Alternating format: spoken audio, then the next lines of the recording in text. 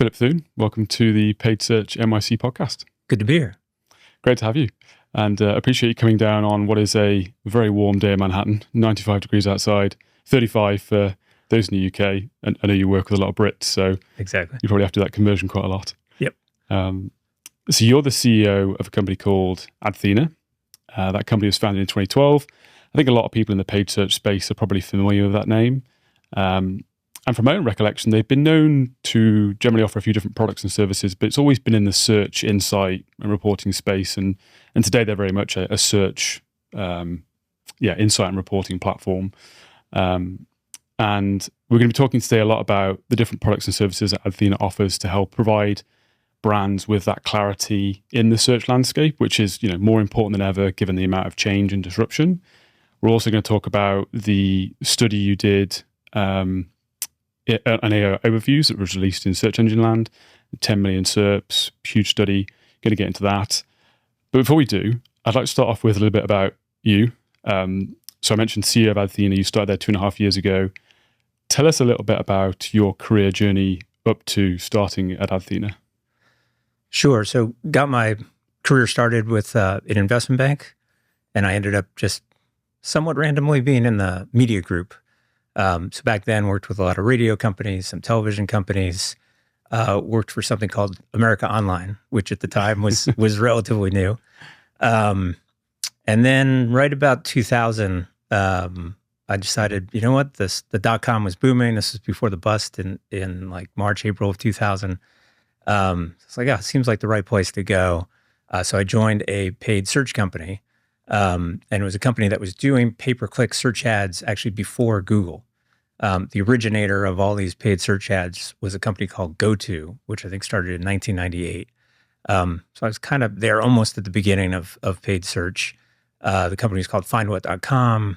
To be honest, we were basically a copy. We sort of saw what GoTo was doing. We were more on the SEO side, and we said, oh, that seems like a good model. So like tremendous growth. I think when I started, we had 35 people, roughly $500,000 of revenue.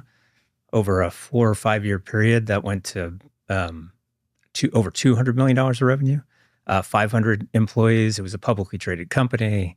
I think when I joined, wasn't quite a NASDAQ company. And then as we got bigger, we sort of qualified to be listed on NASDAQ. I think peak market cap of $700 million. Wow.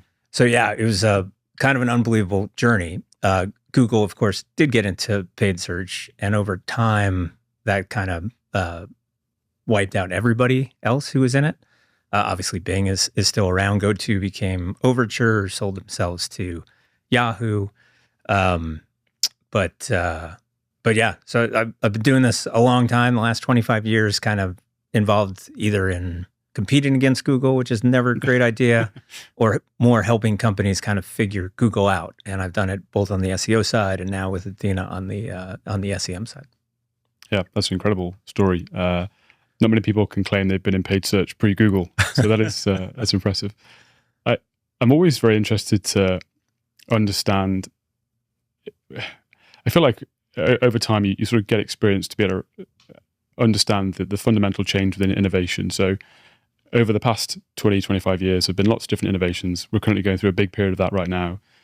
Do you find with time it's easier to understand the fundamentals of what's changing and sort of cut through the noise? And I'm speaking obviously about AI and obviously a lot of change there.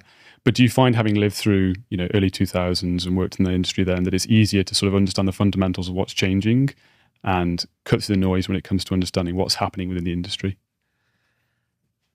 That's a good question. I think the answer is yes, primarily because there's so many more people watching. Right, so Google paid ads, just Google paid ads, is over a $200 billion business. You can't think of a brand that's not spending money on Google, right? So, 20 years ago, there was definitely an ecosystem, right? I can't imagine how many jobs over the years Google has created for people who don't work at Google, right? Just people obsessed with Google and trying to figure out Google. I don't know that it's easier. I think the pace of change today is faster than I've ever seen it, right? So Google on the organic side, on the paid side, if there's one thing that's been constant, it's always changed. I was at a company that sort of had a marketplace of freelance writers. We had thousands and thousands of writers, and most of what people wanted our writers to do was for SEO purposes. Like 2011, Panda, right, which was an organic change. Yep. Like literally overnight, that business was already growing, but it took off even more because unique content became so much more important. Google had figured out, oh, if somebody's copied this content, we're not going to show them in the organic rankings. So there's always been like change that not only impacts like what's going on the search results, but impacts all this huge ecosystem and all these companies that rely on it. But pace of change today, I don't think I would have ever said 5 years ago, 10 years ago, 20 years ago, that it feels like something fairly material changes every week, if not, maybe it's every 2 weeks. And that's where we are. Like, we have a very active board of directors. It's a fantastic board.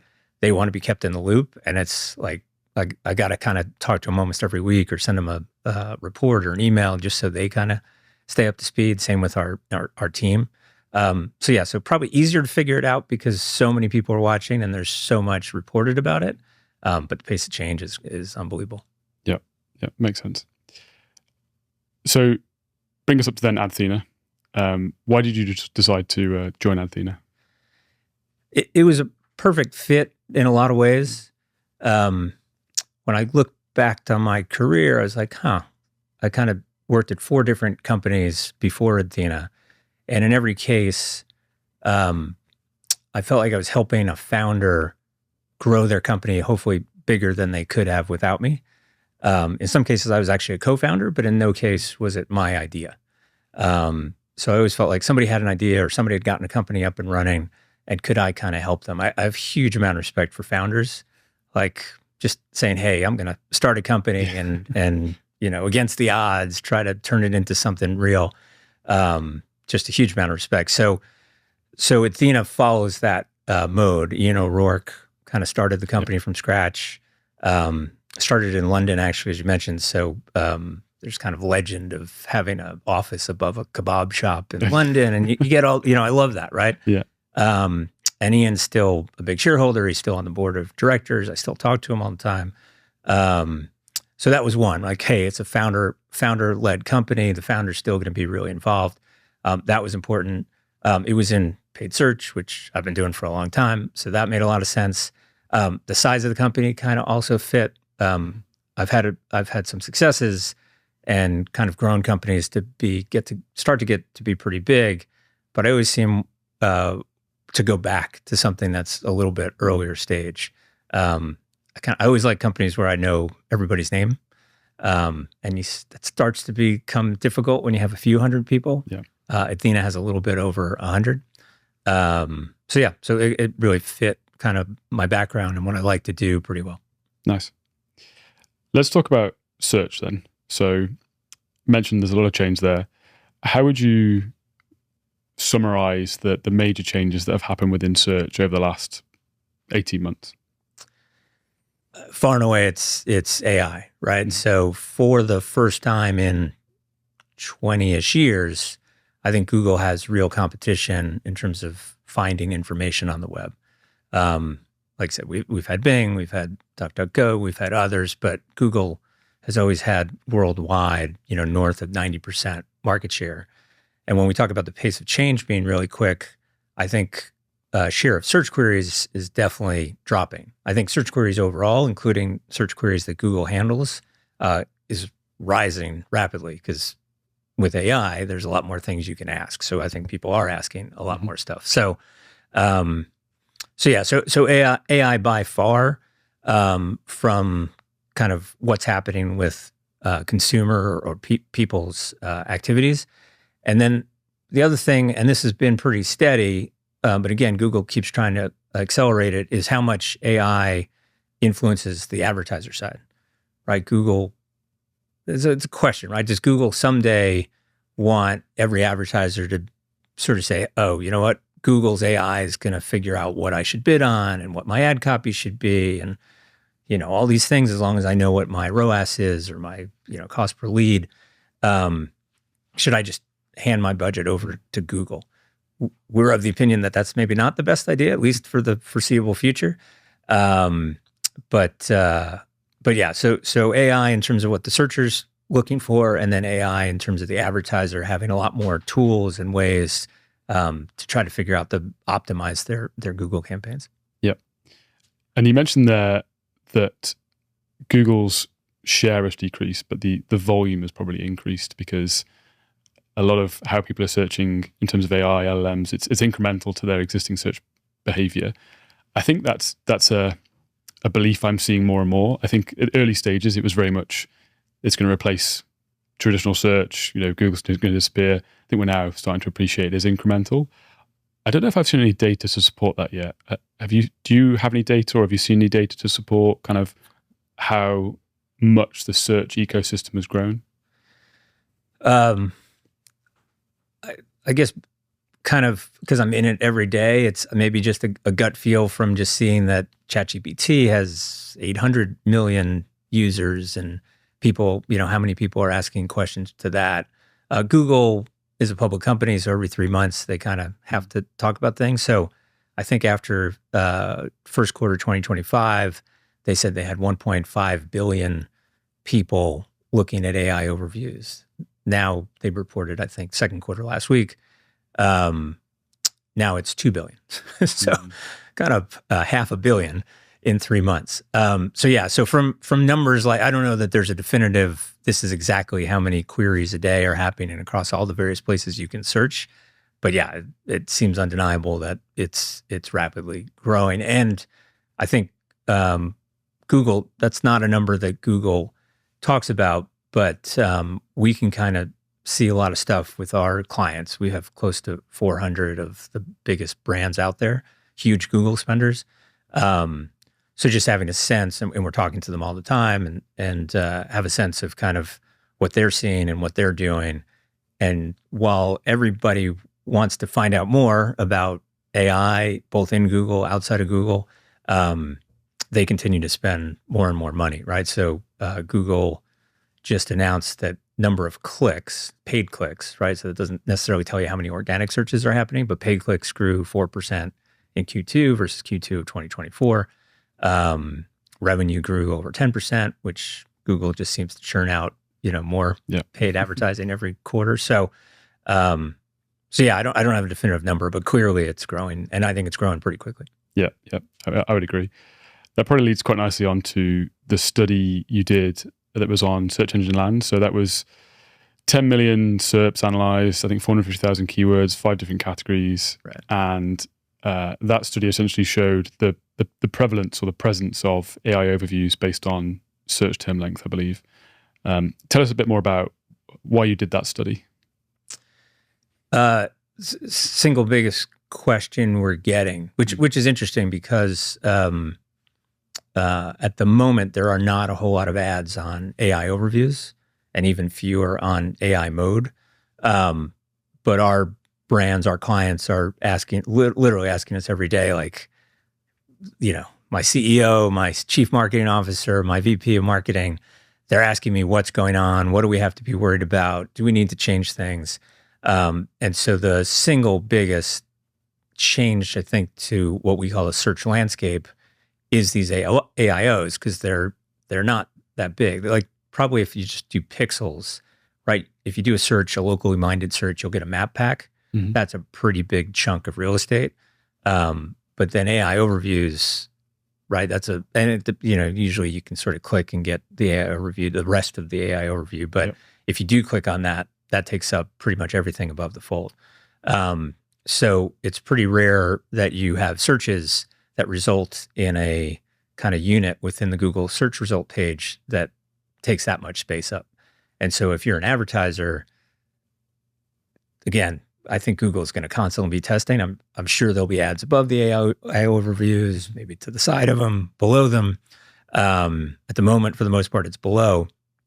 So if it's below, or even if there are no ads in the AI overviews, but there's text ads below, the further down you are on the page, right, you get less clicks, right? Your click-through rate goes down. So what we did was actually look at everything that's on a search page, not just the AI overviews. But as soon as we launched that new report inside our tool, inside our app, that was the AI overview was the thing that everybody wanted to know about. And so it's now, I think, the 5th most visited page, which we've been around for a long time, right? To launch something new and have it be the 5th most visited page means that people really care about it. Yeah, it's a great study. We'll bring it up on the screen afterwards. We'll edit that in. And the particular infographic I'm thinking about is the one where you have got that distribution by search term and the percentage of false, true AI overviews present, and how that's different across those 5 categories. And I think there were retail, finance, automotive, healthcare, travel, I think. And it was just very interesting to see the difference across those categories. I think travel, pretty much next to no real change there. Whereas if you look at, say, healthcare, I think even a single term, search term, it was like 40+% all the way up to 90% on 10+, which is crazy. I guess, how did you interpret the results across those categories, given the sort of wide differences in terms of like percentages? Yeah. So, and maybe just to explain that, so we kind of looked at how many different words are in a search term, right? So is it a 1-word search term all the way up to, are there 10 different words in that search term?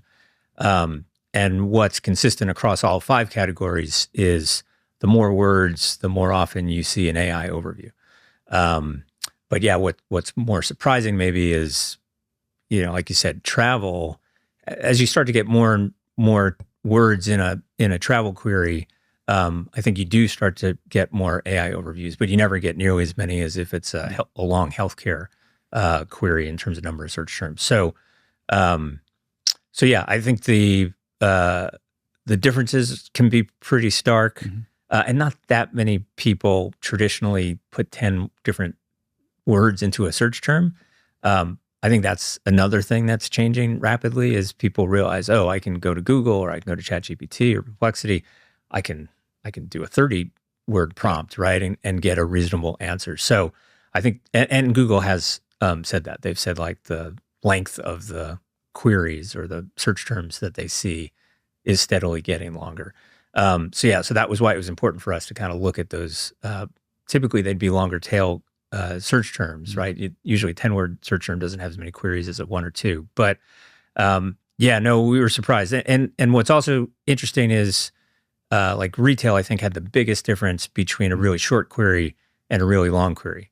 So if it was really short, 1 or 2 words, running shoes, you're not going to see an AI overview all that often. But if you start to get 8 words, 9 words, 10 words, now you're seeing it maybe 70, 80% of the time. So, I think makes common sense to me that the longer it is, the more often you're going to see an AI overview. But what wasn't necessarily common sense was that different industries would have such differences between how often they show up. Do you think that's a reflection of the level of commercial intent reflected in that?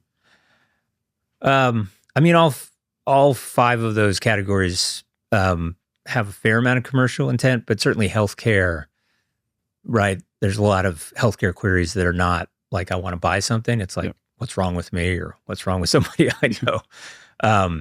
I think the same with finance. Finance was kind of second, right? You get a lot of queries about, what should I be doing or what should I be thinking about as opposed to, oh, I need to, find a new credit card or find a new bank. So retail and travel were the ones that, when it wasn't that many words, didn't have a whole lot of AI overviews. And I think that makes sense, right? I think Google is saying, oh, okay, these shorter queries, somebody's just kind of looking to see what I want to buy something.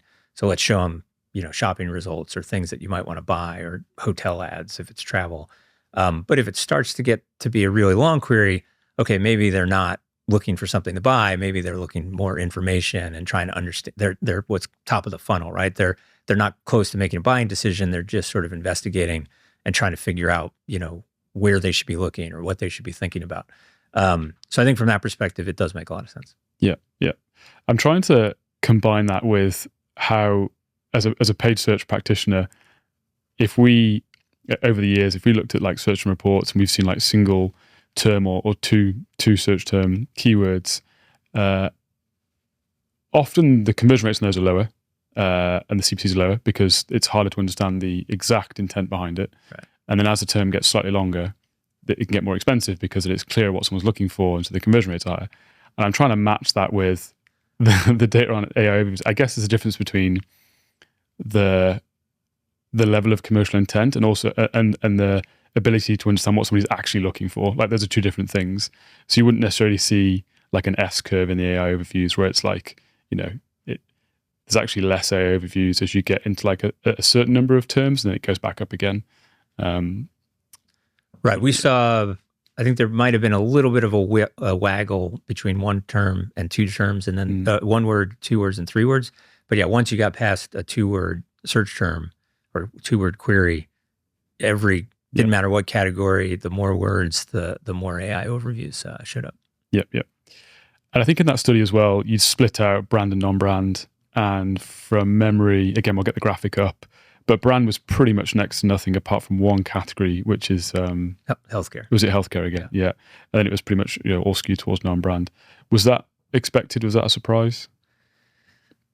I think it was a surprise that it was like 0. In finance and travel and retail, it was 0, right? So if you do a brand search, you're not going to get an AI overview. Yep. So that's interesting and almost surprising because I said a few minutes ago, Google is constantly testing things. So I'm a little surprised that they're not at least testing, what happens when we show an AI overview if it's a brand query. So that was surprising. But yeah, I again, we're sort of guessing here, but you would assume that Google's saying, hey, if somebody knows the brand that they want to get to, let's just show them either some products that brand sells, or just show them kind of the text ad or the organic result that gets them to the website. Yeah. There's, and again, this number I'd love to know, but there's a really significant percentage of queries that are just navigational, like not even navigational, like map kind of thing, but like, where do I go on the web? Yeah.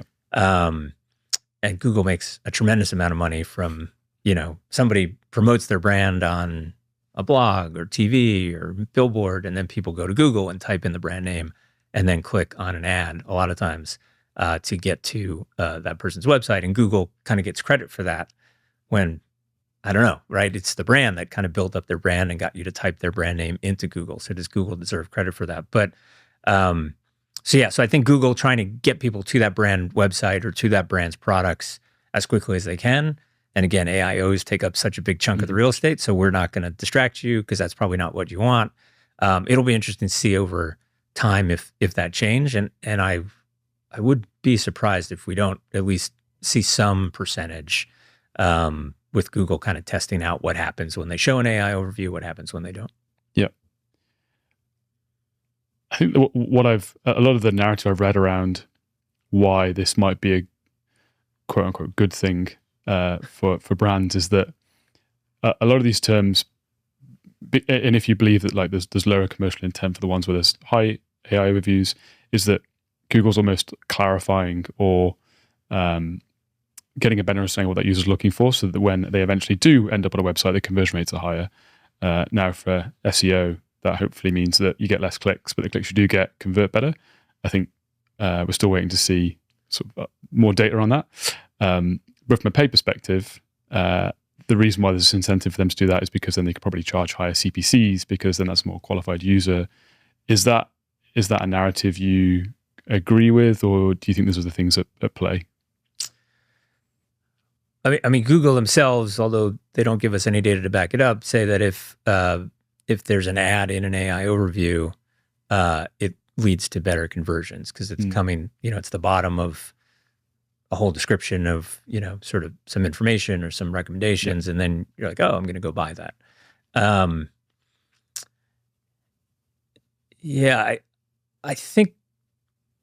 think Google is going to try to kind of keep up with everybody else.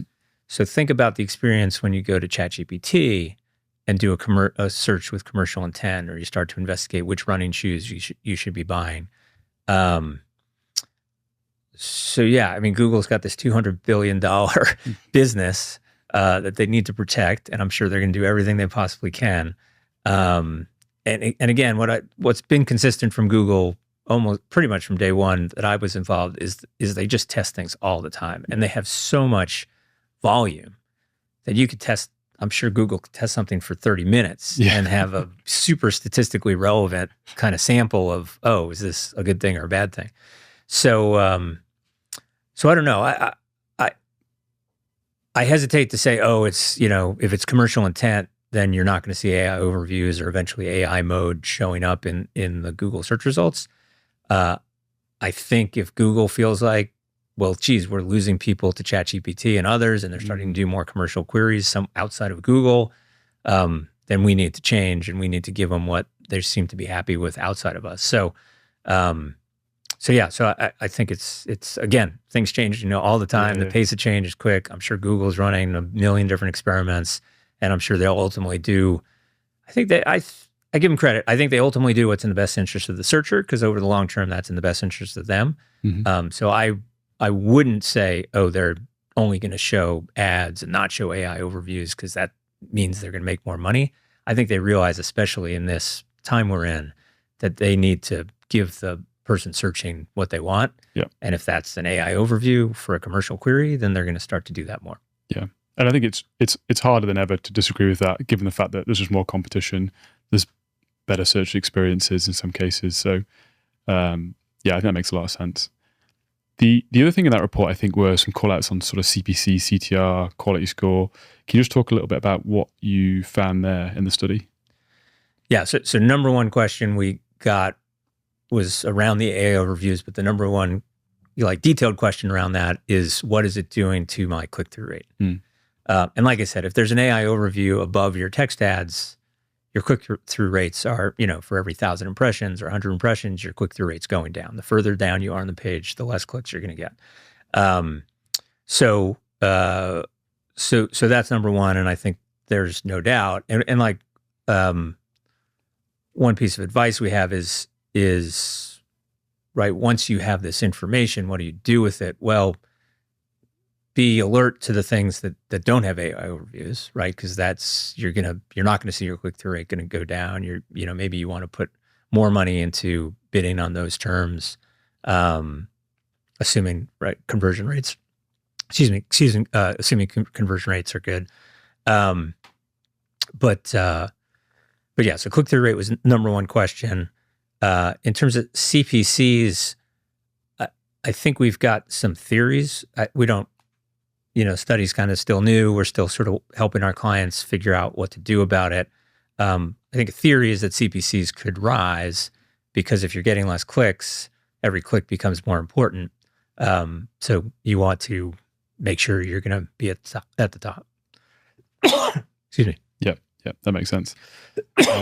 This is probably like an impossible question to answer, and it's probably the reason why you should have these reporting tools. But do you feel like the state we are in within search is likely to have seen the most change that it's going to, and that we've reached kind of a new equilibrium and it's more tweaking, or is it just too difficult to really call that? And instead, that's the importance of these tools, whether things are changing or not, like having the insight, be able to react and see what's happening.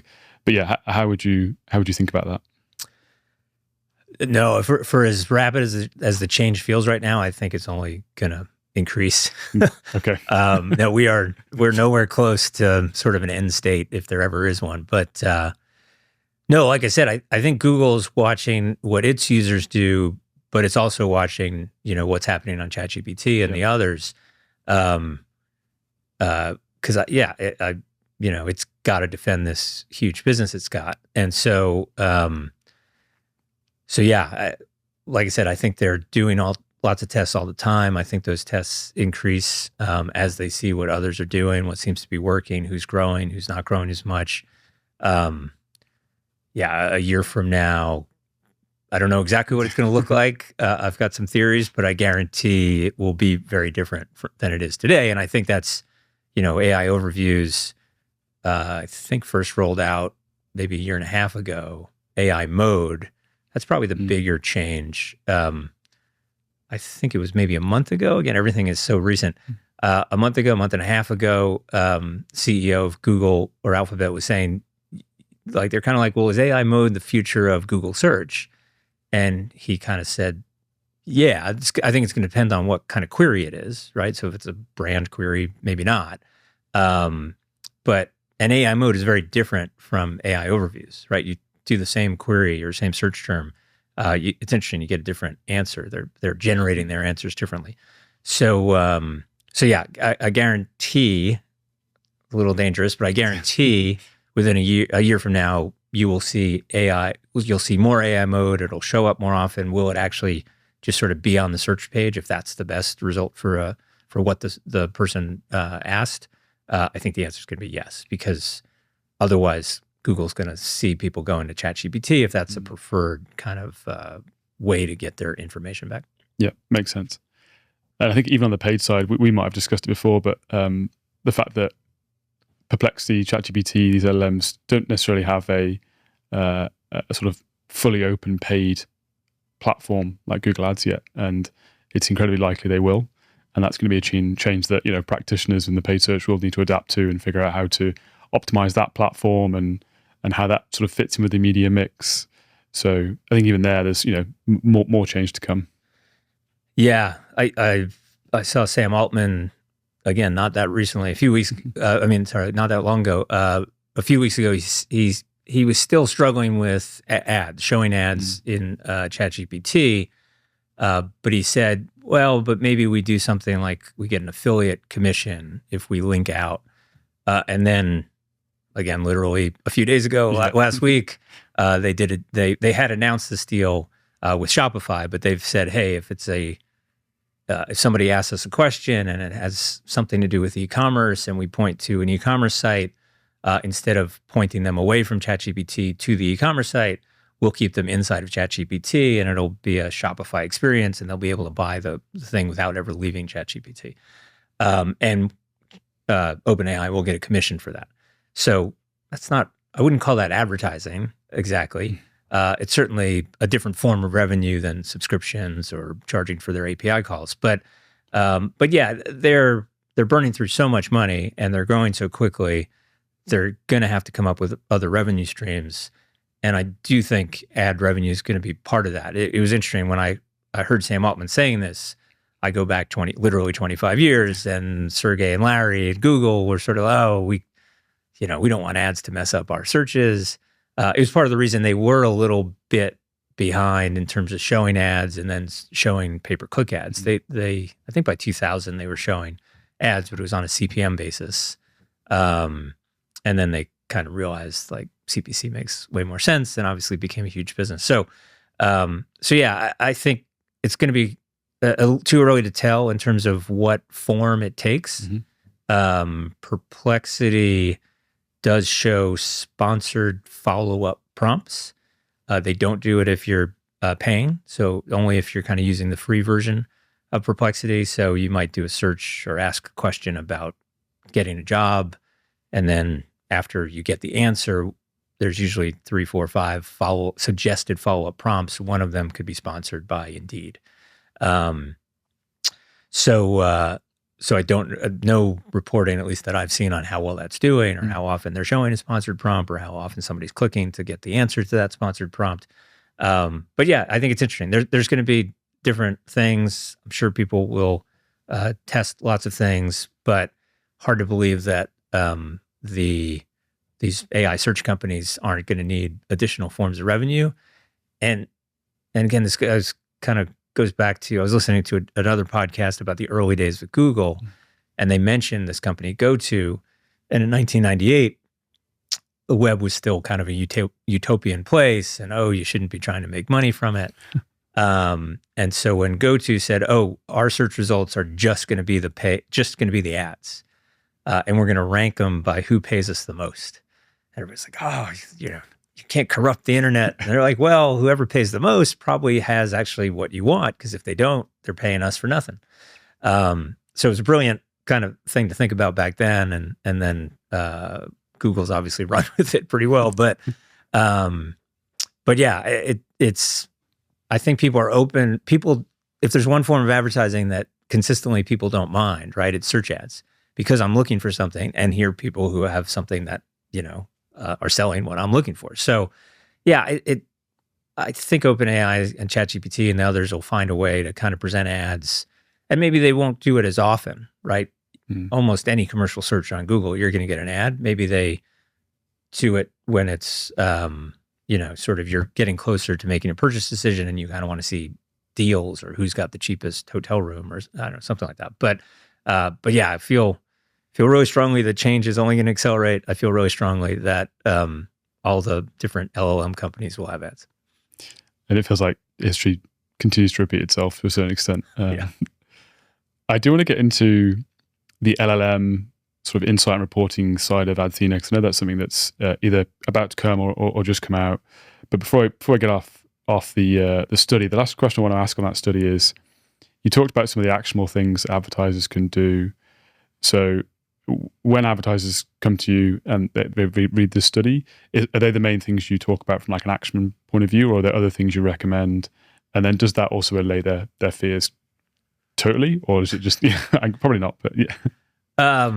This is going to be super self-serving, but I think the most important thing is to know what's happening. Yeah. And it was interesting. So this study comes from this new report that we have in our app that we called a search landscape page, and it's been in the app I think for a couple months. The article you mentioned, Search Engine Land, and then we did a blog post, pretty much copy of the article, I think on July 1st. So it was kind of, we had the search landscape page in our app for a few months, did all the studies, and then kind of reported on it. So I think number one, and it was funny, one of our bigger advertisers, they said, hey, my boss is asking me what's going on with the AIOs, what's happening to our campaigns, right? And like, I think it was maybe a few days after we had launched this new search landscape report, and she was like, oh, this is awesome. Like, right. And then, like I said, very quickly, right, it's become our 5th most popular page, I think, because we're getting all these questions and we're able to say like, hey, we can kind of help you figure out at least how often are they showing up. So you've gotten a sneak preview to sort of the next iteration, which is not only how often are AIOs showing up, but what are the LLMs, including Google, linking out to. And so that's really interesting. And I'm sure we'll write a new study about that. And maybe you'll have me back. Yeah. But yeah, in terms of the advice, going back to the advice. So one is just understand what's going on. One of the main things that Adthena does is we help our clients understand what their competition is doing, right? Google gives you a fair amount of information about your own campaign. Sometimes the more AI there is, sometimes people actually use us like PMax and they don't quite totally understand what Google's doing. So we help there. But yeah, they give you a decent amount of information about your own campaigns, and they have auction insights. So they give you some limited information about your competition. But what we do is like literally give you your competition's playbook, right? We can kind of see all the search terms they're bidding on. We have a sense of how much they're spending, when they kind of go deep, when they back away, when that might give you some openings.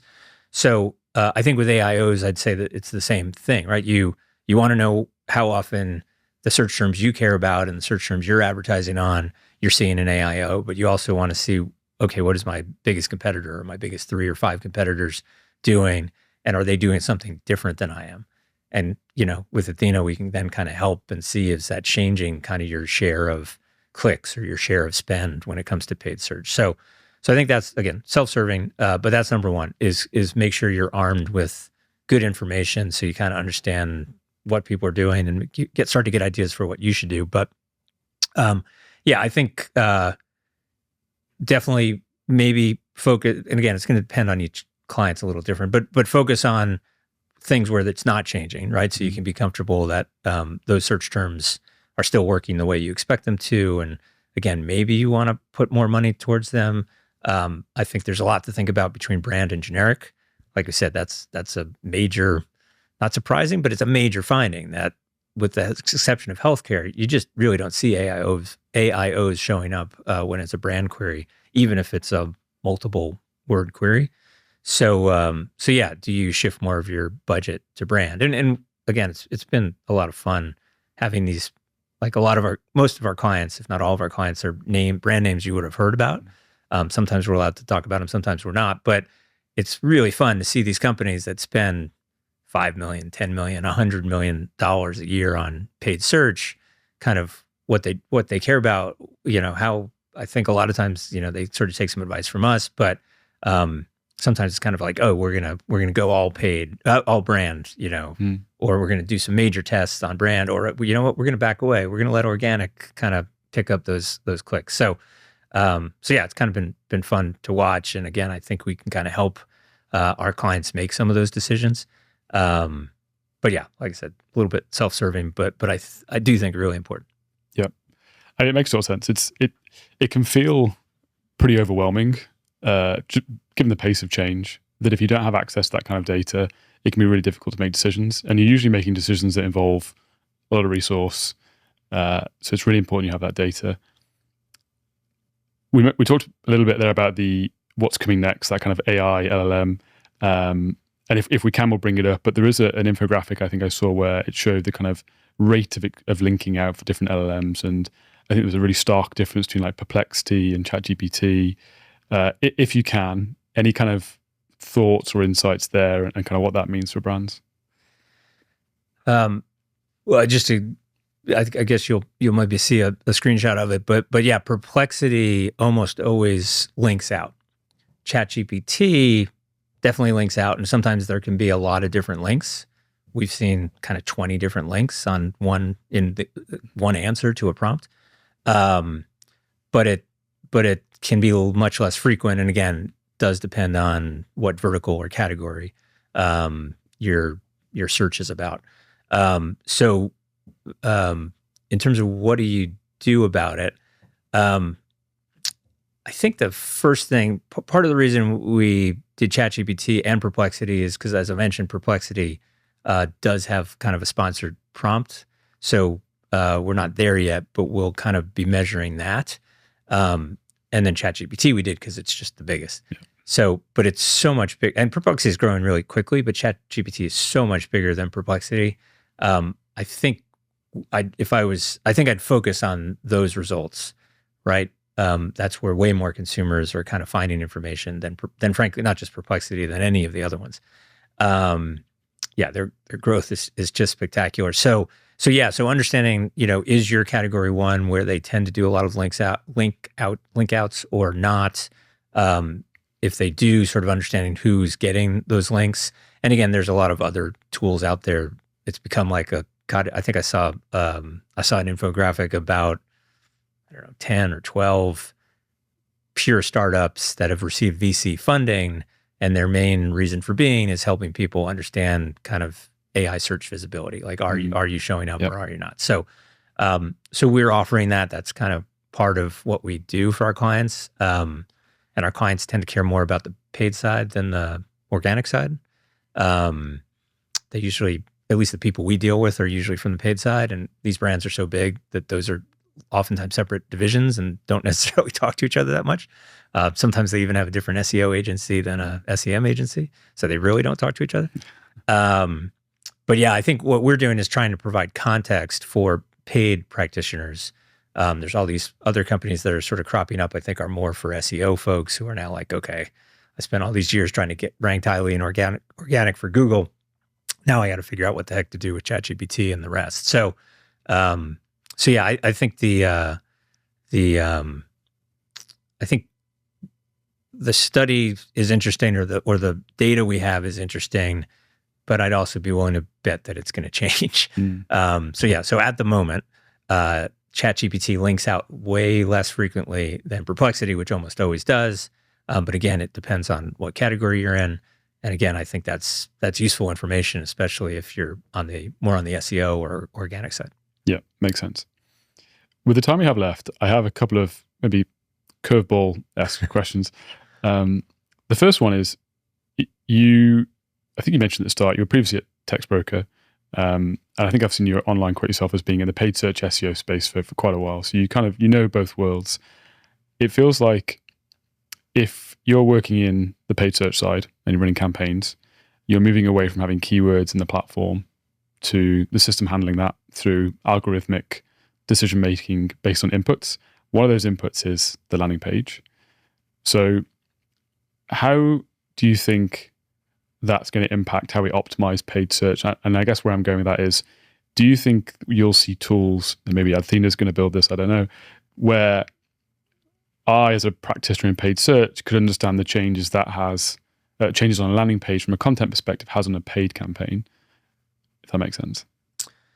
Yeah, well, I mean, there's AI Max, right, which is rolling out, which supposedly you don't have to worry about that. I mean, you still have to worry about the content on your page, but AI Max will figure out what the right landing page is, which, again, I think, and this is a probably not surprising insight, but the more you spend on Google, the more control you want to have, right? That's not to say that some giant-sized brands, many huge brands are using PMax, especially when it's on retail, right? So I think when PMax was first rolled out, and we talk to people at Google all the time too, Google themselves didn't think big brands would use PMax, but as they've developed it and made it better and better, most big brands do at least spend some of their money or some of their campaigns or PMax campaigns. AI Max is like, hey, we'll create the copy. We'll figure out what page on your website is the most appropriate. We'll, try to make that return on investment great and get them to the right page, which hopefully makes a better user experience. I think, again, if you're a bigger spender, bigger brands, it's going to make you uncomfortable, at least for some period of time. So, and then you get, finance clients and pharma clients, healthcare clients. They can't let Google, right? There's so many regulations. They have, 10 lawyers kind of look over everything, maybe not 10 lawyers, but they have lawyers look over ad copy. So they just can't give that control over to Google. So there's definitely going to be some segments where Google just can't, or any of the other folks can't just automate everything. But yeah, no, I think why is the landing page important? One, it impacts your conversion rate, also impacts your quality score, right? Which either makes your cost per click higher or lower than it might otherwise be.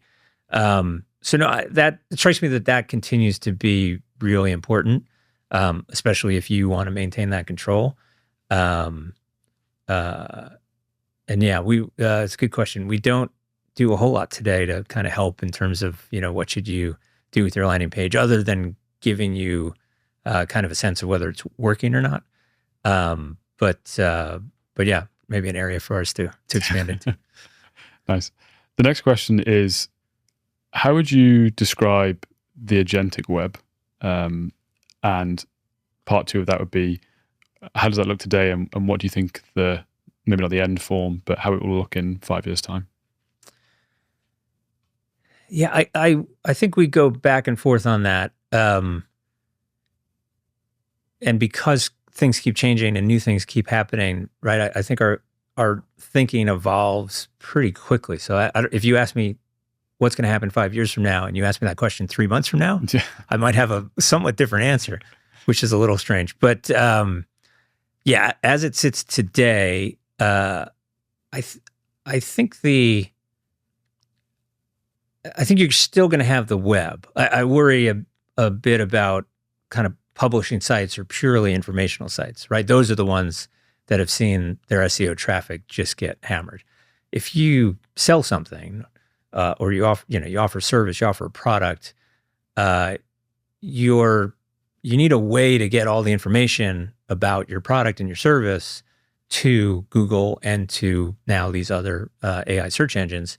So a website continues to probably be the best way, but yeah, do people 5 years from now rely on agents to essentially search for them? You say, hey, I think I just saw somebody talk about, actually did it, right? They're like, oh, I'm having a dinner party on Sunday night. I want, go tell the agent, go to the supermarket website, my credit card number, my login, and you just order what I need for this recipe, the recipe ingredients. So I don't even have to tell you like how much of everything I need. It's 10 people. I want to make these few dishes. You just go to their website, order everything, make sure they deliver it at noon on Sunday. So I think that use case already wasn't perfect, but that use case is almost here. But yeah, so how do the agents figure out all the information I need so that they go and do what I've asked them to do or what I want to have happen?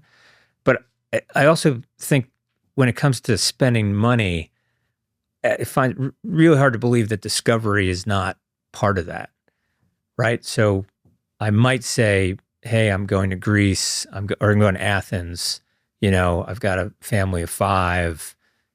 Give me all the choices of where I might stay, and I might get some really good information.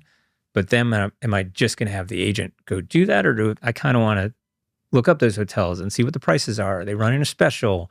Maybe if I go a week later, I'm going to get a better. So I think agents, no doubt, agents will become bigger and bigger. They will do more and more of what we finding out things for us or actually doing things for us.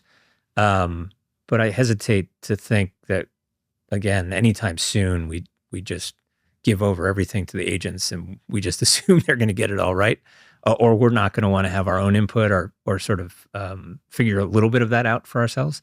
So yeah, I can guarantee it's going to be a lot of change, but like I said, 3 months from now, I might have a somewhat different view, but that feels about right, at least from everything I've seen so far. Yep. We'll get you on in 3 months' time and ask you again. Sounds good. Awesome. This has been really fun, Philip. Thanks for coming on. Yeah, thanks for having me.